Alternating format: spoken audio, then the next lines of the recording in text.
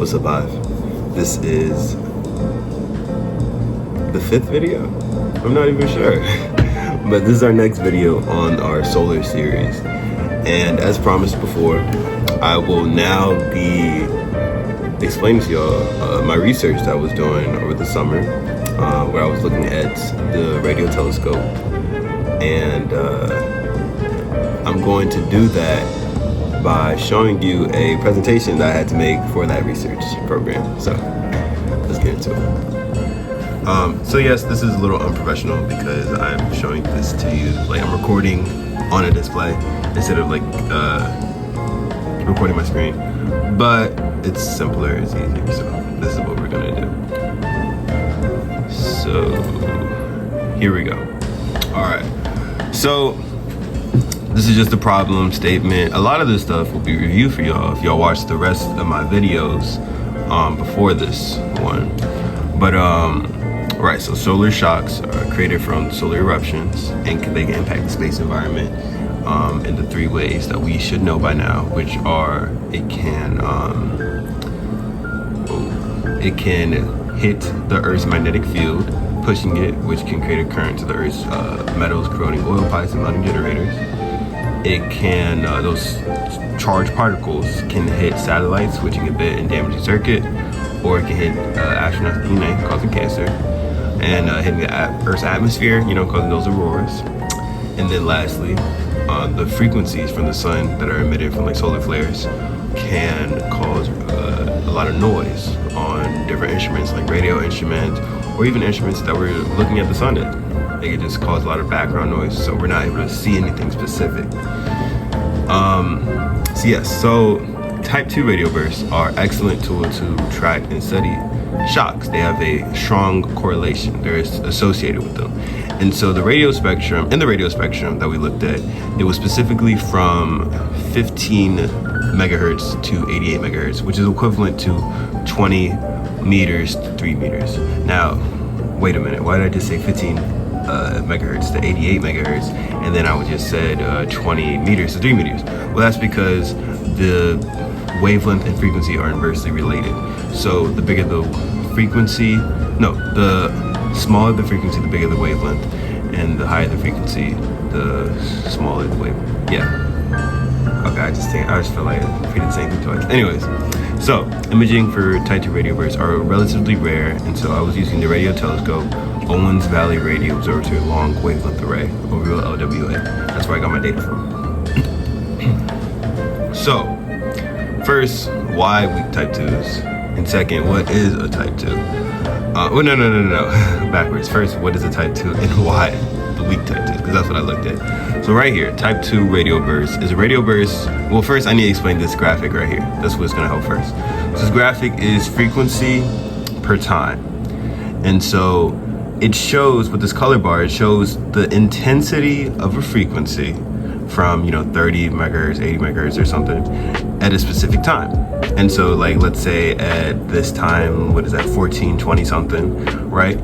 That all the frequencies from like 30 to 40 or 45 or something, they all had a really high intensity. But if you go to like 16, none of the frequencies had a high intensity. So that's basically all it's saying. So when you go from a really high frequency to a low frequency, relatively quick, maybe like this was only 20 minutes it seems. So yeah, but when I go from relatively high to low frequency, and kind of like in a diagonal line where it's not so much a shade, but it's a line, that is a type 2 radio burst. And so this one right here, type 2 radio burst, because it goes from high frequency to low frequency. Now this is a strong type 2 radio burst, and you can see that on a bigger time scale, you can actually see that there's a radio burst. You can see it right here. And so, for this one, by the way, this, like if I drew a line right there, that would be the radio burst. Whoops. Not like all of this. These would each be separate type 2 radio bursts. That's why like this one looks like a line and not like it has more stuff going out. No, this would just be a line. Okay. So yeah, this one is a strong type 2 because you can see it. But on the same time scale, 14 to 2, 14 to 2, that little thing right there is this one. And so it's very hard to spot. You have to like zoom in. But so weak type 2s can tell us what type of weaker solar eruptions relate to type 2 radio bursts, because these big type 2s, they are correlated with coronal mass ejections, but that correlation is not certain. So by looking at the smaller ones, we can figure out a little bit more of that. We can test that correlation a little bit better, because coronal mass ejections aren't as frequent. Even though we are in a solar maxima, they're not happening like every day. These smaller eruptions are more frequent. So, right. The overall LWA can do two things. It can make the dynamic imaging, and it can make this is dynamic, yeah, it can make the images. No. This is dynamic spectrum, and this is dynamic imaging. Okay, so as you saw in the dynamic spectrum, it's just frequency by time. For here, in each frequency, it's giving an image in the radio spectrum of what the sun looks like. Now this white circle right here represents the optical sun, so the sun in the photosphere. But in the radio spectrum, the sun looks a lot bigger because we're looking farther away. We're looking at the corona, right? We're looking at the corona of the sun. I think I said in one of those videos prior that you use radio spectrum to look at the corona of the sun. And so we're looking at by looking at the brightest point, you're able to correspond, stuff from the dynamic spectrum to and actually see what happened on the sun. This is going to make more sense as I continue, and you see what I actually did. So this is my methods. I go into the archives of the overall LWA telescope. I find my dynamic spectrum, I create my imaging, and I find, the shape of it, location of the brightest point, and I compare it to SOHO data or SDO AIA data, which is in another spectrum, which is in the ultraviolet spectrum, extreme ultraviolet spectrum. But in doing so, I'm looking at, the chromosphere, and I can actually see like more of the magnetic field lines, and I can actually see if anything was ejected. So this is kind of like me checking to see if my type 2 radio burst corresponded to some type of solar eruption. Now, this is where it's all gonna make sense right here. This is my type 2 radio burst. It goes from high to low frequency. Now, what I did was, in order to actually see what's happening, I have to follow the frequencies, right? So when I go back to this image right here, you can see how there's a lot of different images that's showing different things, right? Well, that's because each image shows a different frequency. So if I want to track this type 2 radio burst, I can't look at the 70 frequency because I'm not going to see anything. I'm just going to see this dark blue, nothing, no activity. I got to go to, 80, like 85 or something. Or I have right here 82, so that I can actually see what's going on. That's why you need to have different frequencies. The frequency should be changing because you're going from high to low. They should be going from high, 82, this one 85 is a little weird, type 2, because it's a weak one, so they're a little different. But then you go from 65 to 56 to 50 to 46, so we're going low, as we should be.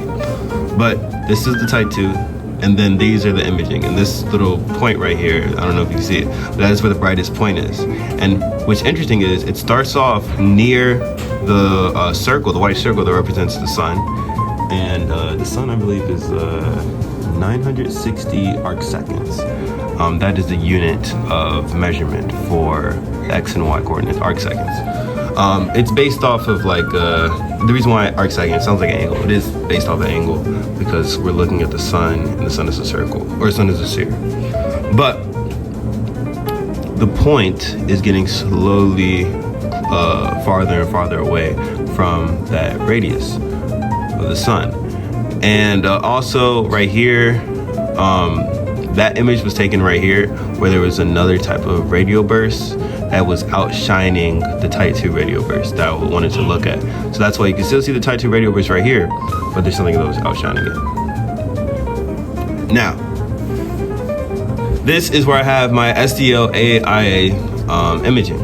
And so right here, there was actually a solar eruption that did happen that corresponds to my Type 2 radio burst, because it was during the same time. That's why I had to check that. At the same time, using a different electromagnetic spectrum, was there something else happening?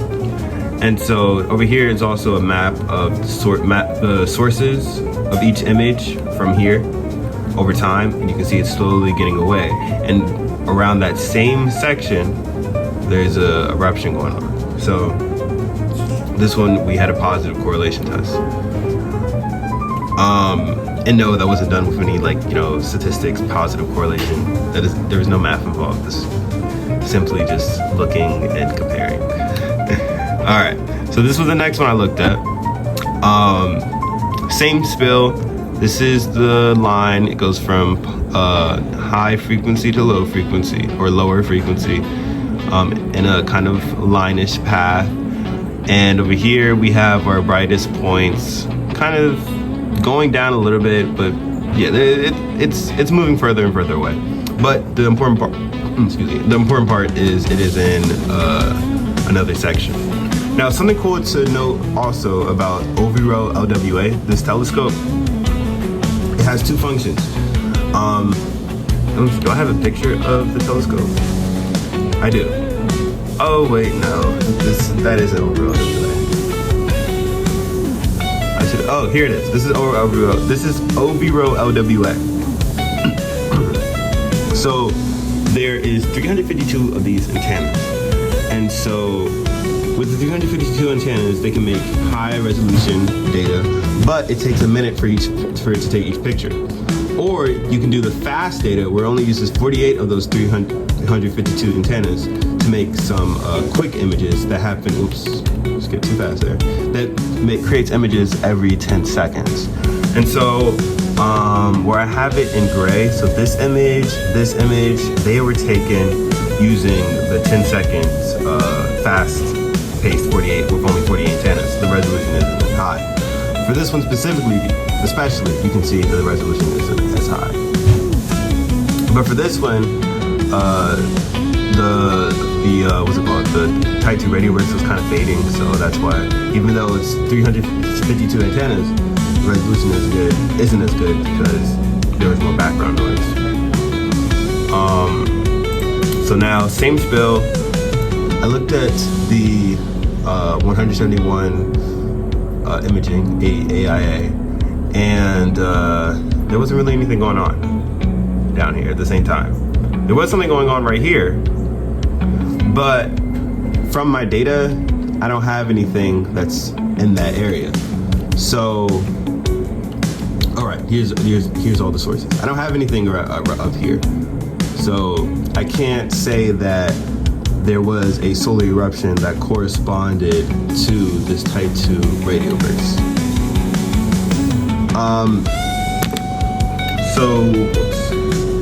There you go. So yeah, so I answered the question: are all Type 2 radio bursts come from coronal mass ejections, or do they correspond to a solar eruption? Only found one that did correspond to a solar eruption, but as of right now, I'm working on a lot more data. Let's see, what can I show you? Slide this right in front of you. Yeah, so I've been working on, this is like my longer slideshow where I have a lot more information. But yeah, I've been working on a lot more. So this was the first one y'all looked at. Wait a second, what's going on? Oh, duh, let me exit. I'm looking at the old history. I was trying to figure out why I don't have like all my data.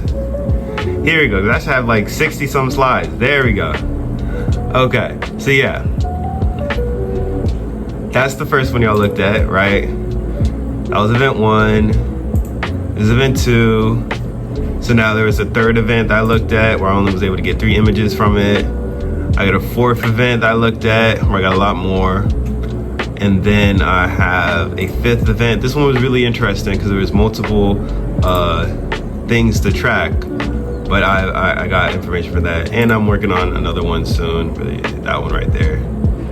But yeah, so that's what I worked on over the summer.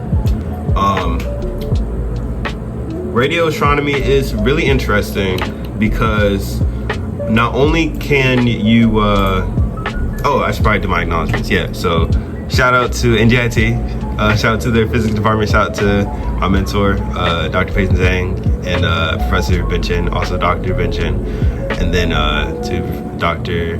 Hyomin Kim and Dr. Elena Moyes, and you know, all the people who get the presentations and such, and of course NSF for funding it. Gotta make sure you get those acknowledgements.